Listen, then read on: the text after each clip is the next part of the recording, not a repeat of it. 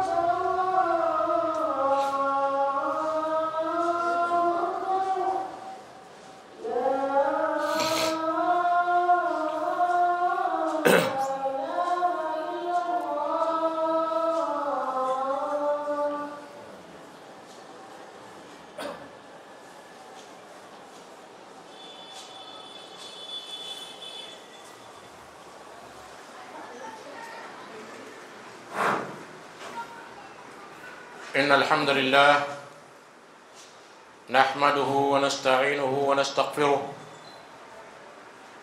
ونؤمن به ونتوكل عليه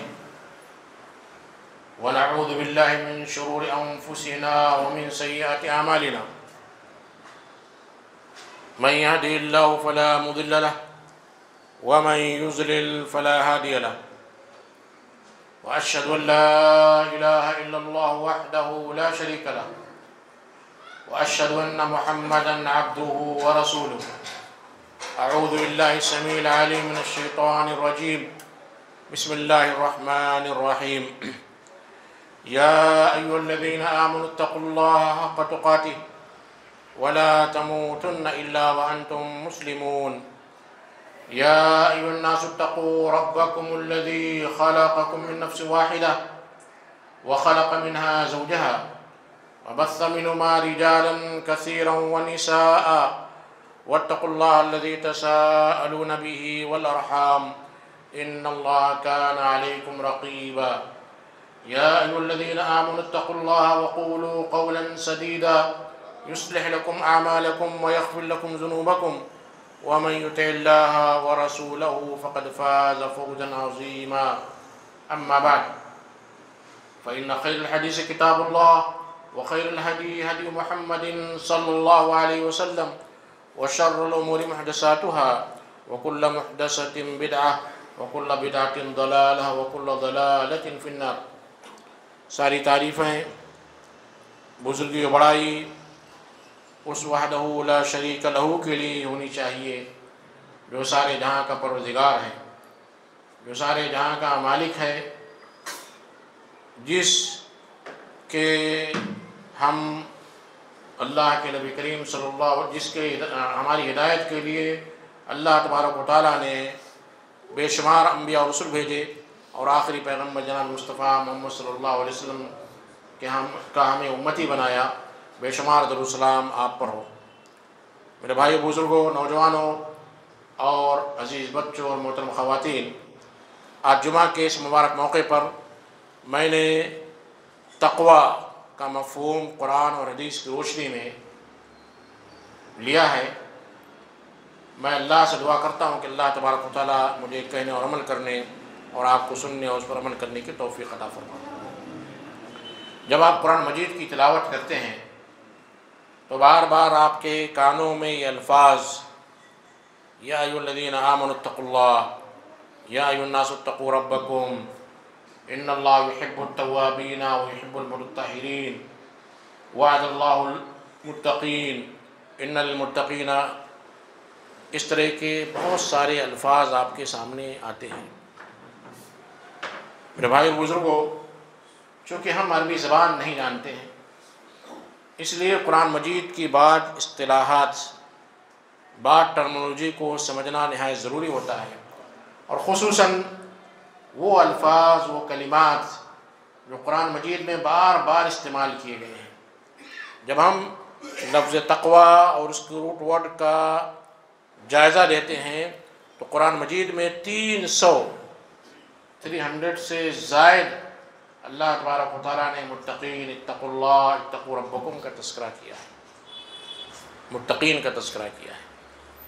تو ظاہر سی بات ہے یہ بڑا اہم موضوع ہوگا۔ اسی طرح اللہ کے نبی کریم صلی اللہ علیہ وسلم جب بھی خطبہ دیتے تھے، خواہ جمعہ کا خطبہ ہو، عید الفطر کا خطبہ ہو، عید الاضحیٰ کا خطبہ ہو، بارش کی نماز کا خطبہ ہو، نکاح کا خطبہ ہو، سارے خطبوں میں اللہ کے نبی کریم صلی اللہ علیہ وسلم میں 3 آیتیں ضرور پڑھتے تھے۔ پہلی آیت یا ایھا الذین آمنوا اتقوا اللہ، دوسری آیت یا ایھا الناس اتقوا ربکم، تیسری آیت یا ایھا الذین آمنوا اتقوا اللہ۔ لہذا ضروری ہے کہ ہم اس لفظ کے معنی اور مفہوم کو جانیں۔ یہ عربی زبان کا لفظ ہے التقوی، تا قاف واو یا۔ اس کا روٹ ورڈ ہے وقا یقی وقایتن۔ وقا یقی وقایتن کا معنی ہوتا ہے بچنا، پرہیز کرنا، جسے انگلش میں ہم پریونشن کہتے ہیں، اردو میں اسے احتیاط کرنا بھی کہتے ہیں، بچ بچاؤ کی ترکیب جسے کہا جاتا ہے۔ یہ سارے اردو کے الفاظ جب جمع کریں گے، اس کے باوجود بھی تقوی کا صحیح معنی مفہوم سمجھنا بڑا مشکل ہے۔ کیوں مشکل ہے؟ اس لیے کہ اردو زبان بڑی فقیر زبان ہے۔ عرب اپنے آپ کو عرب کہتے تھے، عرب کا مطلب ہوتا بولنے والا، ایکسپلین کرنے والا، اور عربوں کے علاوہ ساری دنیا کو عجم کہتے تھے۔ عجم کا مطلب گونگا، گونگا جو بول نہیں سکتا ہے، کیونکہ ہماری زبان بڑی تنگ ہے۔ ایک چیز کے لیے ایک ہی لفظ ہے، کھجور کہتے ہیں یا چھوارا کہتے ہیں۔ عربی میں کھجور کے لیے 25 الفاظ ہیں، گھوڑا کہتے ہیں ہم، گدھا کہتے ہیں، 2 ہی الفاظ ہیں گھوڑے گدھے کے لیے۔ عربی میں گھوڑے گدھے کے لیے جو ہے 30-40 الفاظ ہیں، اس کی عمر کے لحاظ سے، اس کے کلر کے لحاظ سے۔ تو اسی لیے حضرت عمر رضی اللہ تعالیٰ عنہ نے ابی بن کعب سے پوچھا مت تقوی، تقوی کیا ہے؟ تقوی کو ہم سمجھتے ہیں کہ اللہ سے ڈرنا، اللہ کا خوف کرنا، بچنا بچانا۔ تو حضرت عمر رضی اللہ تعالیٰ عنہ نے اپنے دور کی مثال کو سامنے رکھتے ہوئے ان کو سمجھانے کی کوشش کی۔ ابی بن کعب نے حضرت عمر سے کہا کہ عمر، کیا تم کبھی کانٹے دار درخت سے گزرے ہو، کانٹے دار راستے سے گزرے ہو جس کے آس پاس کانٹے دار درخت ہو، جھاڑیاں ہو، گندگی ہو؟ کہا ہاں، بار بار ایسے راستے سے میں گزرتا ہوں، کئی بار ایسا موقع ہوا ہے، اتفاق ہوا ہے۔ تو ابی بن کعب کہتے ہیں فکیف صنعت، تو آپ اس راستے سے کیسے گزرے؟ تو کہتے ہیں شمرت انساقی، میں نے اپنے دامن کو سمیٹا، بچتے بچاتے اس راستے سے نکل گیا، اس راستے کو پار کیا۔ فرمایا فذاک تقوی، فرمایا اسی کا نام ہے تقوی۔ اگر آج میں آپ کو آج کے دور کی مثال دے کر سمجھانا چاہوں تو میں کہوں جیسے آپ یہاں سے ضیاء گوڑا سے بھی نکلیں گے، پرانا پل تک جائیں گے، راستے میں گندا پانی بھرا ہوا ہے، تھوڑے دور جانے کے بعد اس طرف سے ون وے میں، اور یہاں سے آدھا راستہ جو ہے ون وے ہے، آدھا راستہ بن رہا ہے، ٹریفک رہتی ہے، اوکھڑ کھاپڑ ہے، اسپیڈ بریکر ہے، گڈھے ہیں۔ جب آپ اس راستے پہ سے گزرتے ہیں اپنی بائک لے کر تو کیسے بچتے بچاتے گزرتے ہیں؟ جب وہ گندا پانی آتا ہے تو اپنے پیر کو اٹھا لیتے ہیں، کپڑے کو سمیٹ لیتے ہیں، بائک والے اپنا پیر جو ہے اوپر رکھ لیتے ہیں۔ کیوں؟ کہ گندا پانی آپ کے بدن میں نہ لگے، آپ کے جسم میں نہ لگے، آپ کے کپڑے خراب نہ ہوں۔ کہا فضا کا تقویٰ، اسی کا نام ہے تقویٰ۔ یعنی انسان چھوٹی سی چھوٹی چیزوں سے بچتے بچاتے، چھوٹے سے چھوٹے گناہوں سے بچتے بچاتے اپنی پوری کی پوری جو ہے زندگی کو ختم کر دے، زندگی اس طرح گزارے کہ اس کے دامن میں، اس کے کپڑے میں کوئی گندگی، کوئی آلائش، کوئی گناہ نہ لگے۔ اسی کا نام تقویٰ ہے، اور یہ بڑی اہم چیز ہے۔ اللہ تبارک و تعالیٰ فرماتے ہیں یا ایھا الذین آمنوا اتقوا اللہ حق تقاتہ، ایمان والو اللہ سے ڈرو جیسا کہ اس سے ڈرنے کا حق ہے۔ آپ چوہے سے ڈرتے ہیں، کاٹ لے گا، جھینگور سے بھی لوگ ڈرتے ہیں، خواتین چھپکلی سے ڈرتی ہیں، لیکن اگر جو ہے ناگ سانپ آ جائے تو اس سے کتنا ڈرے گا انسان؟ کوئی بڑا جانور ہو، شیر آ جائے تو کس سے ڈرے گا؟ تو ڈرنے کی بھی ایک لمیٹیشن ہوتی، کسی سے کم ڈرتے ہیں، کسی سے زیادہ ڈرتے ہیں۔ انسان سے بھی ڈرتا ہے، پولیس سے ڈرتے ہیں، پھر پولیس کمشنر اگر آپ کو آ جائے، ATS والے جائیں تو اور آپ ڈریں گے۔ تو ڈرنے کے بھی کئی مراحل ہیں۔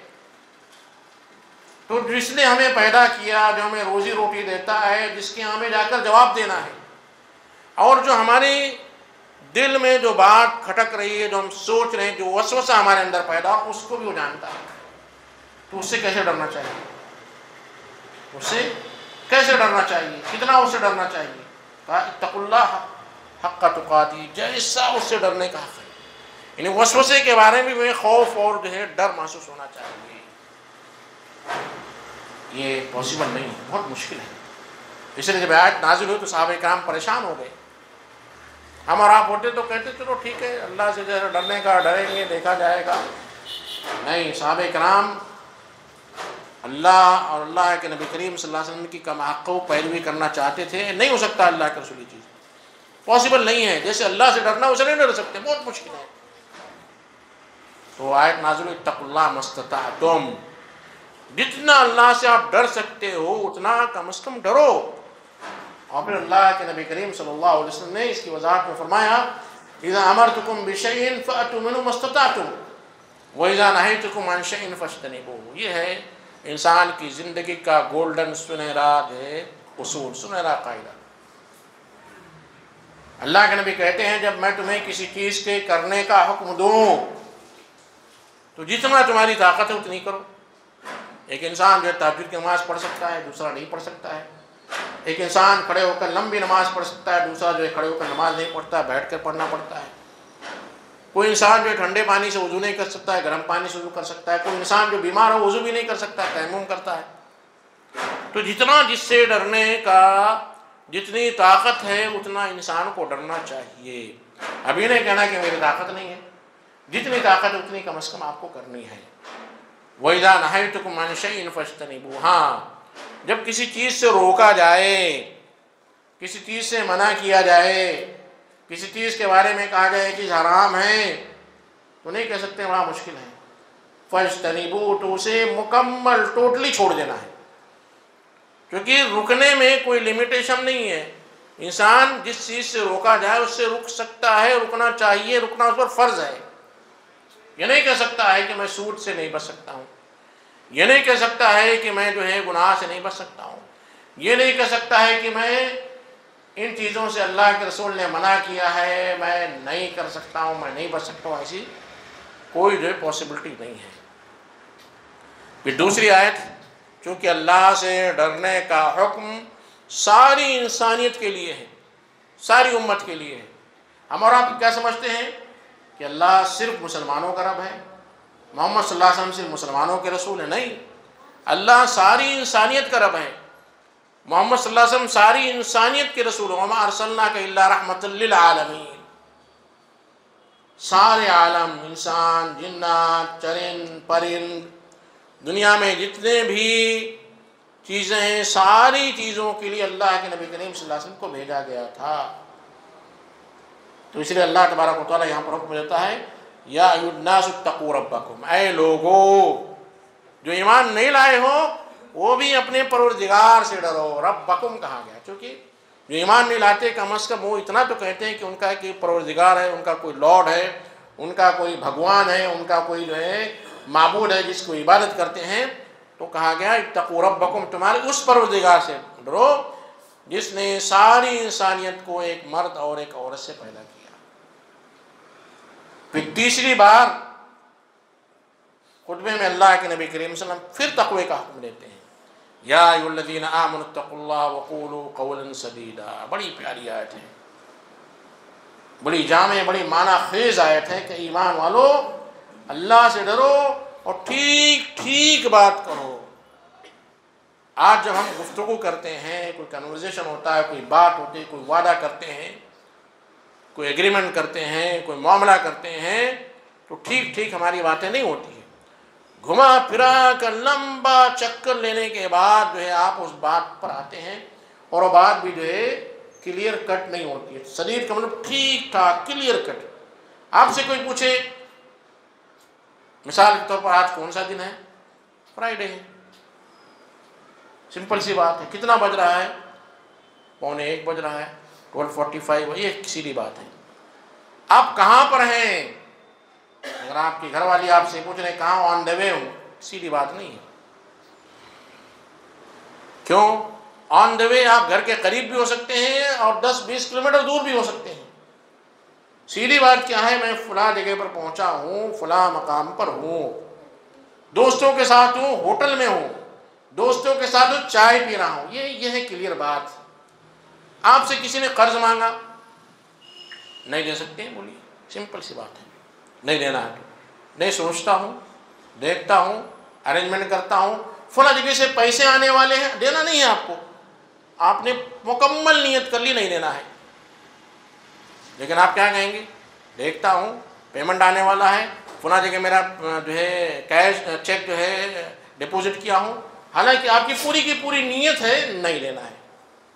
آج صبح مجھے ایک صاحب نے اپنی بچی کی رسم کی دعوت دی، ایک ہمارے پاس فلاں جو ہے جگہ ہماری بیٹی کی رسم ہے، اب مجھے تو نہیں جانا ہے، ظاہر سی بات ہے۔ میں ان سے کہوں دیکھوں گا، کیونکہ ہمارے پڑوسی ہیں، ان سے ہمارے تعلقات خراب ہو جائیں گے۔ میں ان سے کہا اگر میں آپ کی رسم میں آتا ہوں تو یہ جو رسم ہے اس کی شرعی کوئی گنجائش نہیں ہے، تو میں کیسے اسے اپروو کرنے کے لیے آپ کی رسم میں آ سکتا ہوں؟ کلیئر میں نے کہہ دیا کہ میں اس رسم میں نہیں آ سکتا ہوں۔ لوگ کیا کرتے ہیں؟ قول سدید کا اختیار نہیں، دوستی ہے، ناراض ہو جائیں گے، پڑوسی ہیں، دیکھتا ہوں اور اس کے بعد آپ جو ہے کہیں میں بیزی تھا اس لیے نہیں آیا، یہ جھوٹ ہے، یہ قول سدید نہیں ہے۔ پھر میں نے انڈائریکٹلی بتا دیا کہ اس قسم کی جو محفلیں جمع کی جاتی ہے، ہال میں رسم ہو رہی، ہال میں نے کہا یہ چیز حرام ہے۔ ایک میسج بھی چلا گیا، قول سدید بھی ہو گئی، سیدھی بات میں نہیں آ سکتا ہوں۔ اس کی وجہ یہ ہے کیونکہ چیز حرام ہے اور اس حرام چیز میں شریک نہیں ہو سکتا ہوں۔ ہاں، مبارکبادی دینے کے لیے میں آپ کے گھر پہ آ کے مبارکبادی دے سکتا ہوں کہ الحمدللہ آپ کی بچی کا رشتہ ہو گیا، یہ قول سدید۔ اور اس سے کیا ہوتا ہے؟ تعلقات کبھی بگڑتے نہیں ہیں، آپ کے تعلقات اچھے رہتے ہیں، پھر دوبارہ وہ کسی حرام چیز کی طرف آپ کو دعوت نہیں دیں گے، وہ سمجھ جائیں گے۔ جیسے لیبل لگا ہوا ہے نان فاتحہ والے، اگر ایک بار آپ نے ان کے فاتحہ کی چیز کو قبول کر لیا کہ چلو یہ میں اپنے گھر والے کو دے دوں گا، اپنے جو ہے کام والے کو دے دوں گا فلاں، تو سلسلہ چلتا رہے گا۔ لیکن اگر آپ نے قول سدید کے ذریعے ان کو سمجھا دیا کہ بھائی اس چیز کو میں ناجائز سمجھتا ہوں، تو تعلقات بھی آپ کے باقی رہیں گے۔ ہاں، دوسرے دن آپ کوئی بھی ہدیہ دیجیے، سال اللہ کی دیجیے، دعوت لے لیجیے، چلے گا، لیکن کسی مناسبت کے ذریعے جو مناسبت غیر شرعی ہے میں اس میں شریک نہیں ہو سکتا ہوں، تو آپ پر لیبل لگ جائے گا کہ فلاں روم والے نان فاتحہ والے ہیں، تعلقات آپ کے صحیح رہیں گے۔ لیکن اگر آپ نے لے لیا، لینے کے بعد آپ نے جھاڑو والے کو دے دیا، کام والے کو دے دیا، اب کام والی ان کے گھر میں بھی گئی اور اس نے کہا کہ آپ نے جو ہاں مجھے فلاں گھر سے بھی ملا ہے، تو پھر معلوم ہوگا کہ آپ نے ان کے تبرکات کی بے عزتی کی اور تعلقات خراب ہو جائیں گے۔ بڑی پیاری آیت ہے، اس لیے اللہ کے نبی کریم صلی اللہ علیہ وسلم ہر جمعے میں، ہر خطبے میں اس آیت کو بار بار پڑھا کرتے تھے۔ قول سدید، سچی سیدھی ٹو ڈے پوائنٹ بات کیجئے، کبھی جو ہے کوئی اختلاف، کوئی جھگڑا، کوئی لڑائی نہیں ہوگا۔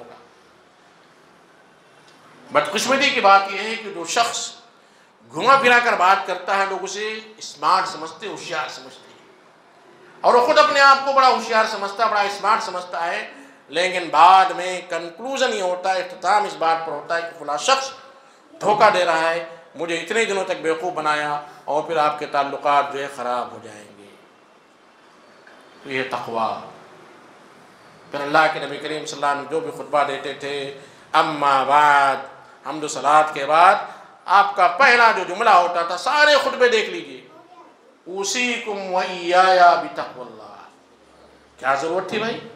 3 بار یا ایھا الذین آمنوا اتقوا اللہ، یا ایھا الناس اتقوا ربکم، یا ایھا الذین آمنوا اتقوا اللہ وقولوا قولا سدیدا۔ پھر اوصیکم وایایا بتقوی اللہ کیوں کہہ رہے ہیں؟ اس لیے کہ ہر موڑ پر، ہر وقت، ہر لحظہ، ہر سیکنڈ، ہر فریکشن آف سیکنڈ پر آپ کو اللہ کے خوف کی، اللہ کے ڈر کی ضرورت ہے۔ اور اسی لیے ہم دیکھتے ہیں جو عبادتیں ہم کرتے ہیں، ان عبادتوں کا مقصد بھی اللہ کا خوف، اللہ کا ڈر ہمارے اندر پیدا ہونا ہے۔ عام زبان میں اگر میں آپ کو سمجھاؤں، جو نوجوان ہیں، نئے نسل کے نوجوان ہیں، وہ اتنی لمبی چوڑی ایکسپلینیشن کو سمجھ نہیں پائیں گے۔ ان کو چاہیے کیسے 1 منٹ کی ریل چاہیے، 59 سیکنڈ، 1 منٹ۔ تو اگر میں تقوی کو 1 منٹ کی ریل نہیں بلکہ 2 سیکنڈ کی ریل میں سمجھانا چاہوں تو کہوں گا تقوی کا معنی ہوتا ہے ویکسینیشن۔ ویکسینیشن، جو بچہ پیدا ہوتا ہے اس کو پولیو کا ویکسینیشن دیتے ہیں، جسے ٹیکہ کہا جاتا ہے۔ کورونا وائرس کا ویکسینیشن آیا تھا۔ یا اور اس کو تھوڑی سی وضاحت میں سمجھانا چاہوں، تقویٰ کہیں گے انٹی وائرس انسٹال کرنا اپنے جسم میں۔ انٹی وائرس، کوئی بھی وائرس، کوئی بھی نان اسلامک جو خیالات، نان اسلامک چیز، حرام چیز آپ کے اس میں آ رہی ہے جو آپ کے اسلام کو، آپ کے ایمان کو خراب کرے گی، تو انٹی وائرس جو اسے ڈیٹیکٹ کر لے گا اور بتائے گا رکو بچو، نوٹیفیکیشن آتا ہے نا۔ تو تقویٰ کو آپ کہہ سکتے ہیں ویکسینیشن یا انٹی وائرس سافٹ ویئر۔ میں سمجھتا ہوں کہ مختصر طور پر آپ کو تقویٰ کا مفہوم سمجھ میں آ گیا۔ ساری عبادتیں جو ہماری ہیں اس کا مقصد ہی یہی ہے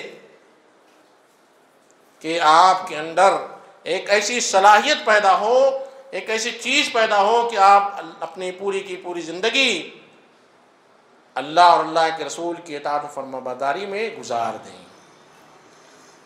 روزے فرض کیے گئے، اللہ تبارک و تعالیٰ فرماتے ہیں یا ایھا الذین آمنوا کتب علیکم الصیام کما کتب علی الذین من قبلکم لعلکم تتقون۔ ایمان والو، تم پر روزے اس لیے فرض قرار دیے گئے جیسا کہ سے پچھلے قوموں پر فرض قرار دیے گئے تھے، تاکہ تمہارے اندر یہ تقویٰ پیدا ہو۔ بچہ پیدا ہوتا ہے، ویکسینیشن دیتے ہیں، 7ویں دن ویکسینیشن دیتے ہیں، پھر اس کے بعد جو 22 دن کا ہوتا ہے، پھر 3 مہینے کا ہوتا ہے، یہاں تک کہ جو میں نے دیکھا 11 سال تک جو ویکسینیشن چلتا رہتا ہے۔ کیوں؟ بیماری سے بچاؤ کے لیے سارے ویکسینیشن، سارے جو ہے ٹیکے لگائے جاتے ہیں۔ تو ایسے ہی اسلام کی عبادت بھی ہے کہ آپ ہمیشہ جو ہے اللہ کی نافرمانی سے بچو۔ رمضان میں کیسے آپ کے اندر تقویٰ پیدا ہوتا ہے؟ بہت ساری چیزیں جو حلال ہیں آپ کے لیے، ابھی آپ پانی پی سکتے ہیں، آپ جو ہے بات کر سکتے ہیں، آپ جو ہے کھانا کھا سکتے ہیں، جائز چیزیں ہیں۔ وہ جائز چیزیں بھی کبھی حرام ہو جاتی ہیں، نماز میں بات کرنا حرام ہے، پانی پینا حرام ہے۔ تو معلوم ہوا کہ جتنے وقت تک آپ نماز پڑھ رہے ہیں تو ایک حلال چیز بھی حرام قرار دے دی گئی۔ تو نماز کے باہر آپ کو جب حلال چیز سے آپ بچ گئے دوران نماز، تو نماز کے بعد آپ حرام چیزوں سے بچنے کی صلاحیت آپ کے اندر پیدا ہو گئی، ہونی چاہیے۔ اگر نہیں ہے تو اس کا مطلب آپ نے نماز نہیں پڑھی. فویل للمصلین، ایسی نمازیوں کے لیے خرابی ہے. رمضان میں دن میں کھانا پینا، بیوی سے ملنا، ہم بستری کرنا حرام ہے، حالانکہ دوسرے اوقات میں دوسرے مہینوں میں جائز ہے. تو ان جائز چیزوں سے بچنے کی تربیت دی گئی تاکہ رمضان کے بعد ناجائز چیزوں سے بچنے کا سافٹ ویئر آپ کے جسم میں انسٹال ہو سکے. اس لیے کیا ہوتا ہے، آپ جب کوئی اینٹی وائرس سافٹ ویئر لیتے ہیں اس کی بھی ایک لمیٹیشن ہوتی ہے، 1 ایئر ہوتا ہے، اکثر دیکھا میں نے. تو بار بار یہ آپ کو رمضان کے روزے آتے سال میں ایک بار، تاکہ ہر بار سافٹ ویئر آپ کا کمزور ہوتا جا رہا ہے یا نئی بیماریاں آ رہی ہیں، نئے گناہ کے نئے طریقے پیدا ہو رہے ہیں، تو ہر سال ایک بڑا جو اینٹی سافٹ ویئر آپ کے اندر انسٹال کیا جائے، اور ہر 5 وقت نماز میں آپ کے چھوٹے چھوٹے گناہوں سے آپ کو بچایا جا سکے. اس لیے حدیث میں آتا ہے الصلوات الخمس والعمرۃ الى العمرۃ والجمعۃ الى الجمعۃ کفارۃ لما بینہما اذا اجتنبت الکبائر. 5 نماز کے درمیان جو چھوٹے موٹے گناہ ہو جاتے ہیں، ایک عمرے سے دوسرے عمرے کے درمیان جو چھوٹے موٹے گناہ ہو جاتے ہیں، ایک جمعہ سے لے کر دوسرے جمعہ تک جو چھوٹے موٹے گناہ ہو جاتے ہیں، کفارۃ لما بینہما، تو اس کے بیچ کا جو گیپ ہے، اس گیپ میں جو گناہ کرتے ہیں یہ نیکیاں اسے ختم کر دیتی ہیں، گناہ ختم ہو جاتے ہیں. اذا اجتنبت الکبائر، جب بڑے بڑے گناہوں سے انسان بچتا رہے. بڑے گناہ کیا ہیں؟ زنا ہے، چوری ہے، جھوٹ بولنا ہے، وعدہ خلافی کرنا ہے، نظر بازی کرنا ہے، دھوکہ دینا ہے، یہ سارے بڑے بڑے گناہ ہیں. جب انسان اس سے بچے گا تو چھوٹے چھوٹے گناہ ہیں، چھوٹے چھوٹے گناہ جیسے آپ نے ہنسی مذاق میں کسی کو مذاق کر دیا، گڈھا کہہ دیا، لیکن جب آپ حقوق لباس سے معاملہ ہوگا تو آپ گڈھا کہنے کے بعد اس سے انفرادی طور پر، انڈیویجول طور پر آپ کو اس سے معافی مانگنی ہوگی، توبہ کرنا ہوگا. تو صغیرہ گناہوں سے، گناہوں کو اللہ تبارک و تعالیٰ ان عبادتوں کی وجہ سے معاف کر دیتا ہے. پھر حج کا موقع آتا ہے، وَتَزَوَّدُوا فَإِنَّ خَيْرَ الزَّادِ التَّقْوَىٰ. اللہ تبارک و تعالیٰ فرماتا ہے حج کا مقصد ہے تقوی کا حصول، تقوی حاصل کرنا. انسان پورے کے پورے سفر اللہ کا ذکر کرتے ہوئے، تلبیہ بیان کرتے ہوئے، لبیک اللہم لبیک کہتے ہوئے، اللہ میں تیرے لیے حاضر ہوں، تجھ پر قربان ہوں، لا شریک لک، تیرا کوئی شریک نہیں، توحید کی صدائیں بلند کرتا ہوا جاتا ہے. اور ساری عبادتیں اللہ کا ڈر، اللہ کا خوف پیدا کرنے کے لیے جو ہے وہ ادا کرتا ہے اور واپس آتا ہے.